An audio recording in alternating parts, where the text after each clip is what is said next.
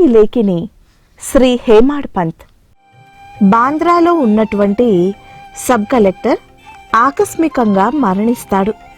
అప్పుడు అక్కడ ఉన్న మెజిస్ట్రేట్ను డిప్యూటీ కలెక్టర్గా అపాయింట్ చేస్తారు. బాంద్రాలో రెసిడెంట్ మెజిస్ట్రేట్ పోస్టు ఖాళీ అవడంతో హేమాడ్ పంత్ను తిరిగి బాంద్రాకు బదిలీ చేయడం జరుగుతుంది. అప్పుడు కాకాసాహెబ్ దీక్షిత్ను కలుసుకుని బాబాగారి దర్శనానికి వెళ్లాలని నిర్ణయించుకుంటారు. బాబాగారి దర్శనం కోసం 15 రోజులు సెలవు పెట్టి కుటుంబ సమేతంగా షిరిడీకి బయలుదేరతారు. అప్పటి నుంచి హేమాడ్ పంత్ జీవితం పూర్తిగా మారిపోతుంది. సాయి చరణాలలో అనన్యమైన విశ్వాసం, భక్తి కలిగి అద్భుతమైన ఆనందం పొంది శ్రీ సాయి సచ్చరిత రాయాలనే తలంపు వస్తుంది. ఎందుకంటే హేమాడ్ పంత్ ఎంతో సుగుణశీలి అనడానికి హేమాడ్ పంత్ జీవితంలో అనేక విషయాలు మనం గమనిస్తే తెలుస్తుంది. హేమాడ్ పంత్ ప్రతిరోజు భాగవతాన్ని, విష్ణు సహస్రనామాన్ని నియమం తప్పకుండా పారాయణ చేసేవారు. గురుచరిత్రను నియమంగా పారాయణ చేసేవారు. సచ్చరిత్రను మనం నిశితంగా పరిశీలిస్తే గురుచరిత్రలో ఏ విధంగా అధ్యాయాల విభజన ఉంటుందో అదే శ్రీ సాయి సచ్చరిత్రలో కూడా మనకు కనిపిస్తుంది. దాదాపు 175 లీలలను శ్రీ సాయి సచ్చరిత్రలో హేమాడ్ పంత్ రాస్తారు. గురుచరిత్రను భక్తిపూర్వకంగా, రసజ్ఞంగా మరాఠా ప్రజలు ఆస్వాదిస్తారు. ఈ తరహాలోనే భవిష్యత్తు తరం సాయి అనే ఒక నిరాకార రూపాన్ని సజీవంగా ఆస్వాదించాలి అంటే అద్భుతమైన లీలల అలంకరణ శ్రీ సాయి సచ్చరితలో ఉండాలి అని శ్రీ హేమాడ్ పంత్ ఆకాంక్షించారు. అందుకనే శ్రీ సాయి సచ్చరితలో ప్రతి లీలలో చక్కటి వర్ణన ఉంటుంది. ప్రతి లీల కూడా మన మనస్సును తట్టి లేపుతుంది. ప్రతి లీలలో సాయి సాక్షాత్కారం జరుగుతుంది. శ్రీ సాయి సచ్చరితను అంత అద్భుతంగా కూర్చిన శ్రీ హేమాడ్ పంత్ ధన్యుడు. హేమాడ్ పంత్ గారి గురించి మాట్లాడుతుంటే, ఆయన జీవిత విశేషాలు తెలుసుకుంటే తనువు పులకరిస్తుంది. అసలు గురుభక్తే లేని ఒక వ్యక్తిని తీసుకువచ్చి తన జీవిత చరిత్రను రాయడానికి సాధనంగా ఎంచుకున్నారు బాబా. ఈరోజు సాయి భక్త ప్రపంచానికి సాయిబాబా తర్వాత ఎవరు గుర్తుకు వస్తారు అంటే శ్రీ హేమాడ్ పంత్ అనడంలో ఏమాత్రం సంశయం లేదు. మనకు ఇళ్లలో ఉన్న పటం దగ్గర నుంచి గుళ్లలో ఉన్న రూపం వరకు కనిపించే దృశ్యం శ్రీ సాయిబాబా. అటువంటి రూపాన్ని పరిపూర్ణంగా తెలుసుకోవడానికి మనకు దక్కిన వరం సచ్చరిత. 1916 మార్చిలో హేమాడ్ పంత్ రిటైర్ అవుతారు. రిటైర్ అయిన తరువాత వారి జీవితాన్నంతా పారమార్థికమైన సేవకు వినియోగించారు తప్ప ఇతరత్రా వేరే ఏ పనులకు ఏమాత్రమూ ఉపయోగించలేదు. ఆయన సుగుణాలు ఎంత గొప్పవి అంటే తన ఇంటికి వచ్చిన వారు ఎవరైనా సరే వారిని చెయ్యి కడగకుండా, ఏ భోజన పదార్థం పెట్టకుండా పంపించేవారు కారు. హేమాడ్ పంత్ ఇంటికి హోళీ పండగ నాడు ఫోటో రూపంలో బాబా వచ్చిన అధ్యాయం గుర్తు చేసుకుంటే ఆయన యొక్క సుగుణశీలత, అతిథి సేవ అక్కడ కనిపిస్తుంది.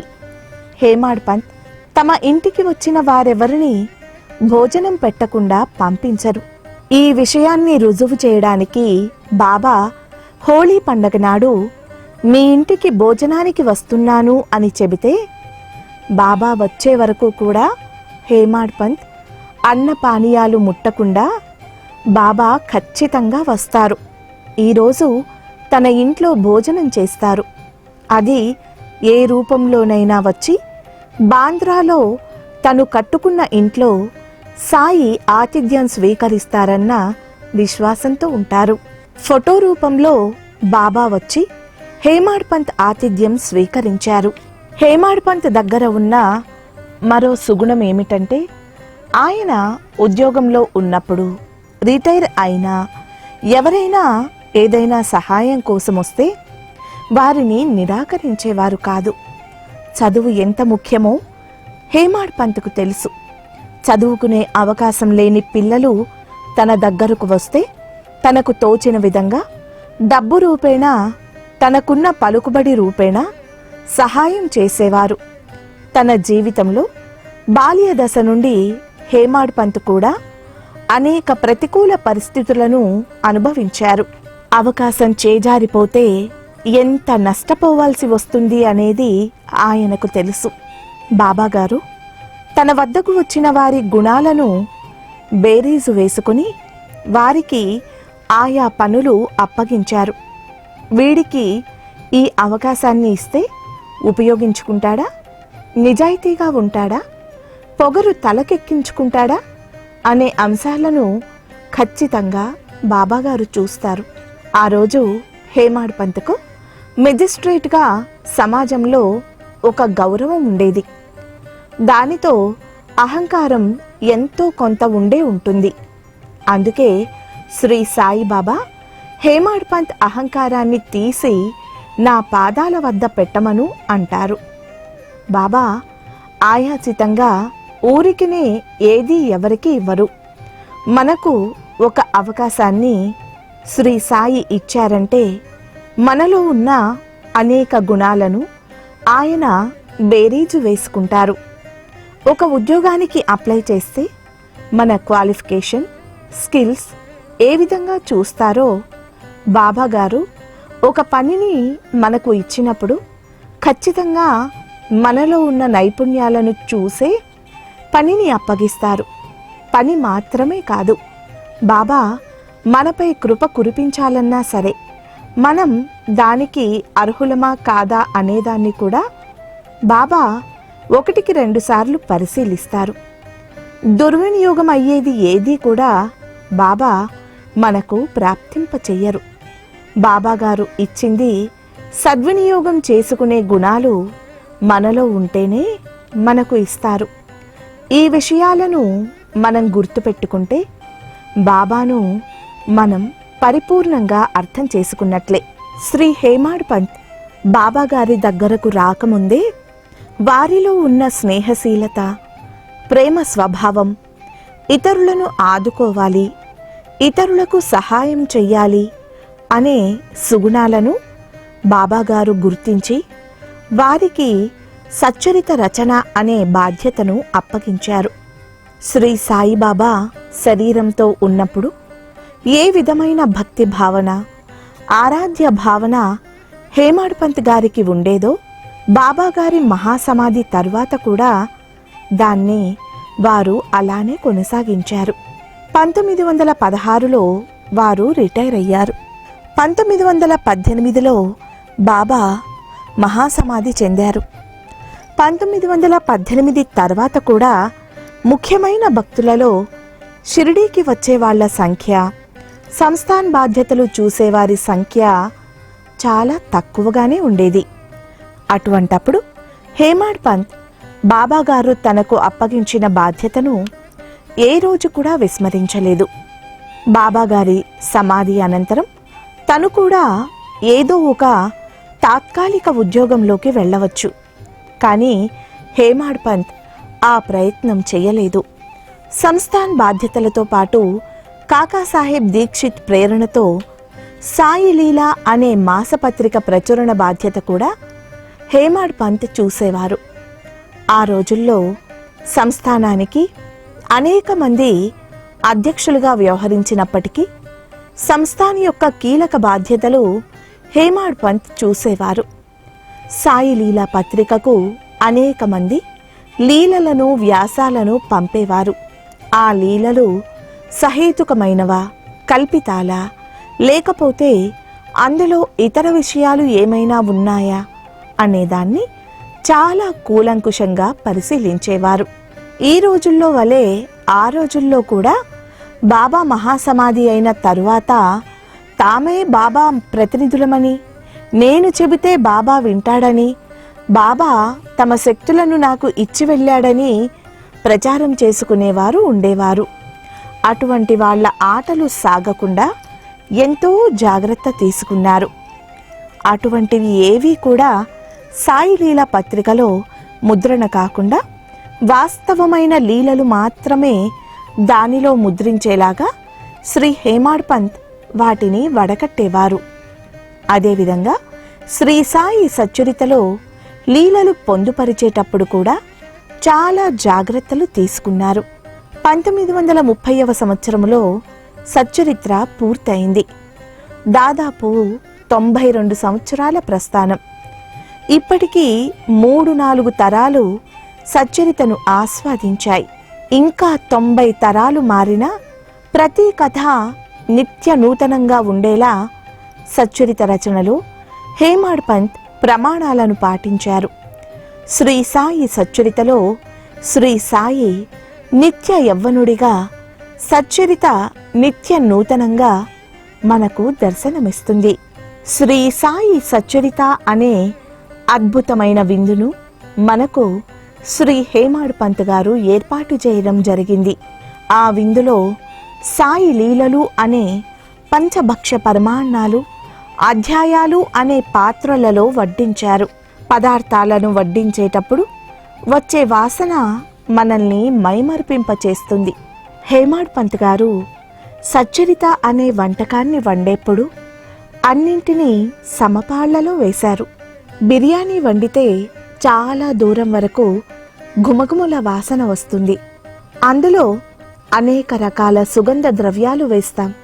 మన ఇంటి తలుపులు ఎంత గట్టిగా మూసినా సరే ఆ వాసన మన ఇల్లు దాటి చుట్టూ ఉన్న ఇళ్లకు పాకుతుంది. అలానే శ్రీ సాయి సచ్చరిత అనే గొప్ప పదార్థాన్ని హేమాడ్ పంత్ గారు తయారు చేసినప్పుడు వచ్చిన గుమగుమలు ఈ లోకంలో శాశ్వతంగా నిలిచిపోతాయి. అందుకే సచ్చరిత అంత మధురంగా ఉంటుంది. అనేక తరాలుగా పారాయణ గ్రంథాలైన శ్రీమద్ రామాయణము, శ్రీమద్ భాగవతము ఈ రెండింటినీ బాగా అధ్యయనం చేసేవారు. వీటిని అందరూ అధ్యయనం చేసేవారా అంటే ఆధ్యాత్మిక మార్గంలో ఉన్న ఏ 1,00,000 మందిలో 10-15% మంది మాత్రమే గ్రంథాలను పారాయణ చేసేవారు. ఆ రోజుల్లో ఆధ్యాత్మికత విలువలను పెంచేందుకు ఈ 2 గ్రంథాలు ఉపయోగపడ్డాయి. శ్రీకృష్ణ పరమాత్మ అర్జునుణ్ణి ఒక సాధనంగా చేసుకొని భగవద్గీతలోని జ్ఞానాన్ని బోధించారు. అది ఒక జ్ఞానబోధగా మనకు ఉపయోగపడింది. ఈరోజు కాలమాన పరిస్థితులు మారాయి. ఆ గ్రంథాలన్నీ చదవాలంటే తీరిక లేని పరిస్థితి. వాటిని అర్థం చేసుకోవాలంటే అనేక సంస్కృత పదాలను ఔపోసన పట్టడానికి నేటి తరానికి సమయం లేదు. శ్రీమద్ రామాయణాన్ని, శ్రీమద్ భాగవతాన్ని కలగలిపి మనందరికీ అర్థమయ్యేలా సరళమైన సచ్చరిత్ర గ్రంథాన్ని శ్రీ హేమాడ్ పంత్ గారు మనకు అందించారు. శ్రీరామచంద్రుడికి ఉన్న ఒక గొప్ప ఔదార్యం, సుగుణశీలత, ఆయన ఆచరించిన ధర్మం, భగవద్గీతలో శ్రీకృష్ణుడు చేసిన జ్ఞానబోధ ఈ రెండింటినీ మిళితం చేసి శ్రీ సాయి సచ్చరితను మనకు హేమాడ్ పంత్ అందించారు. రామాయణాన్ని, భాగవతాన్ని అర్థం చేసుకోలేని అజ్ఞానులమైన మనకు సులువైన రీతిలో జ్ఞానాన్ని అందించడానికి శ్రీ సాయి సచ్చరితను మన చెంతకు చేర్చారు. శ్రీ సాయి సచ్చరితలో కేవలం కథలు, లీలలు మాత్రమే ఉండవు. మన నైతిక ప్రవర్తన గురించి హేమాడ్ పంత్ దానిలో ప్రస్తావించారు. మన జీవన శైలి ప్రతిబింబించేలాగా మలిచారు. మనమంటే ఏమిటో తెలిపే దర్పణం సచ్చరిత. అందులోని పదప్రయోగం చాలా సరళంగా మనమందరం అర్థం చేసుకునే విధంగా మలిచారు. సచ్చరితలో బాబా యొక్క ఉదార స్వభావం, హాస్య చలోక్తులు, భగవంతుడు భక్తునికి ఎంత దగ్గరగా ఉంటాడు అనే విషయాలు చదవరుల హృదయాల్లో స్థిరంగా నిలిపారు. సచ్చరితలో ఒక అద్వితీయ భావన ఉంటుంది. బాబా అంటే భయంతో కూడిన భక్తి కాదు. బాబా అంటే ప్రేమతో కూడిన భక్తి అని. బాబా భక్తులను ఎంత ప్రేమగా తమ దగ్గరకు పిలుచుకుంటారు అనడానికి అనేక రకాల నిదర్శనాలు మనం చూడవచ్చు. నానాసాహెబ్ చందోర్కర్, కాకాసాహెబ్ దీక్షిత్, దాసగను, మేఘశ్యాముడు, ఇలా అనేక మందిని బాబా ప్రేమగా తమ అక్కున చేర్చుకున్నారు. బాబాకు తన బిడ్డలపై ఉన్న మమకారం ఎంత గొప్పదో సచ్చరిత రుజువు చేస్తుంది. మేఘశ్యాముడు చనిపోయినప్పుడు బాబా ఒక మనిషి వలె 2 చేతులను మేఘశ్యాముని దేహం పైన చాచి వెక్కి వెక్కి ఏడ్చి శ్మశానం వరకు వెళ్తారు. మేఘశ్యాముడికి చేయాల్సిన దహన సంస్కారాలను బాబాగారే దగ్గరుండి చేయిస్తారు. మేఘశ్యాముడు తనకు ఎవరూ లేరు అనుకున్నందుకు తనను నమ్మిన తన భక్తుడికి అన్నీ తానే చూసుకున్నారు. బాబా తన బిడ్డలకు ఏ కష్టాలు వచ్చినా చూస్తూ ఊరుకోరు. బాబా తన భక్తులకు ఎంత దగ్గరగా ఉంటారు అనే విషయాలను మనసుకు హత్తుకునేలా శ్రీ హేమాడ్ పంత్ సచ్చరితలో కూర్పు చేశారు. మనం కూడా ఏదో ఒక రోజు ఈ దేహాన్ని విడిచి వెళితే బాబా ఏదో ఒక రూపంలో వచ్చి మన దేహంపై 2 చేతులు చాచి ఖచ్చితంగా మన కోసం కన్నీరు పెడతారు. అది బాబాగారి దగ్గర ఉన్న గొప్పతనం. మేఘశ్యాముడి కథ మేఘుడికే పరిమితం కాదు. మనందరి పైన కూడా బాబా అలాంటి ప్రేమనే చూపిస్తారు. ఎందుకంటే మన దేహంలో ఉన్న ఆత్మ ఈ జన్మలో సద్గురువు సాయి పాదాలను చేరుతుంది. సద్గురువును స్మరించుకునే అదృష్టం ఈ దేహానికి దక్కింది. వచ్చే జన్మలో నా బిడ్డ నన్ను గుర్తిస్తాడో లేదో అనే దాంతో ఖచ్చితంగా బాబాగారు మన దేహం పైన కూడా చెయ్యి పెట్టి కన్నీరు కారుస్తారు. శ్రీ సాయి సచ్చరితను ఎంతో ముందు చూపుతో తన భక్తజన ఉద్ధరణకై బాబాగారు రాయించారు. నీకు నాకు మధ్య ఎటువంటి అడ్డుగోడ లేదు. ఆ అడ్డుగోడను తొలగించుకుంటే నువ్వు నేను నేరుగా మాట్లాడుకోవచ్చు అనే బాబా వాక్కు ఎప్పుడూ మన హృదయాలలో మారుమ్రోగుతూ ఉండాలి. సచ్చరిత్ర గ్రంథంలోని బాబా మధుర మనోహర లీలల వర్ణన మన జీవితాల్లో ఆనందాన్ని నింపుతుంది. అంతేకాదు బాబా యొక్క మధురమైన ముద్దు ముద్దు మాటలు ఓదార్పునిస్తాయి. భక్తుల యొక్క మనస్తత్వాలు సచ్చరితలో హేమాడ్ పంత్ ప్రతిబింబింపచేశారు. అందుకు నిదర్శనంగా తన మనస్తత్వాన్నే ఆవిష్కరించుకున్నారు. సద్గురు దర్శనం జరిగిన తరువాత వాడాలో వాదనకు దిగుతారు. మనం కూడా షిరిడీకి వెళ్ళినప్పుడు బసల వద్ద అనేక విషయాలు చర్చిస్తాం. అనేక సందర్భాల్లో ఒక సగటు భక్తుడి నైజం ఏ విధంగా ఉంటుందో సచ్చరిత్ర చెబుతుంది. ఒక భక్తుడు సాటి భక్తుడి గురించి చెడుగా మాట్లాడుతూ ఉంటే ఆ పంది చూడు అశుద్ధాన్ని ఎంత ప్రీతిగా తింటుందో, నువ్వు కూడా ఇతరుల గురించి మాట్లాడి వాడి పాపాలన్నీ నాకుతున్నావు అని చెప్పిన సంఘటన. ఇటువంటి విషయాలు మనం ఒక కథగానో ఒక లీలగానో చూడకూడదు. ఇవన్నీ మన జీవితానికి పాఠాలు. తనకు జరిగిన అనుభవాన్ని హేమాడ్ పంత్ ఏమాత్రం దాచుకోకుండా ప్రస్తావిస్తారు.